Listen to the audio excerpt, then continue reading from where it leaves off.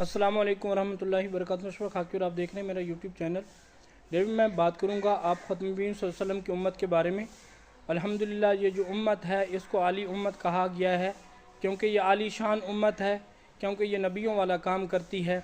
अल्हम्दुलिल्लाह हम कलमा गो हैं, हमने कलमा पढ़ा है ला इलाहा इल्लल्लाह मुहम्मदुर रसूलुल्लाह। हमने कलमा पढ़ कर अल्लाह से वादा किया है या अल्लाह तेरे हुक्म मानेंगे और तेरे जनाब रसूलुल्लाह ख़त्म नबीय्यीन सल्लल्लाहु अलैहि वसल्लम के मुबारक तरीक़ों के मुताबिक ज़िंदगी गुजारेंगे। ये कलमे पढ़ने के बाद जो है अल्लाह के हुक्म और नबी सल्लल्लाहु अलैहि वसल्लम के मुबारक तरीक़े जो है हमारे ऊपर जो है ज़रूरी हो जाते हैं।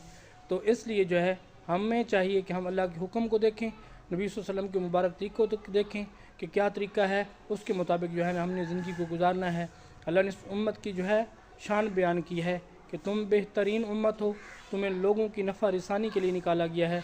तुम भली बातों का हुक्म करते हो, बुरी बातों से मना करते हो, और तुम में से एक ऐसी जमात होनी चाहिए जो भलाई को फैलाए और जो है बुराई से मना करे, और वही लोग कामयाब हैं जो ये काम करने वाले हैं।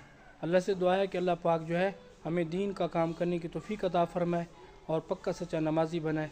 जज़ाकुमुल्लाह खैर।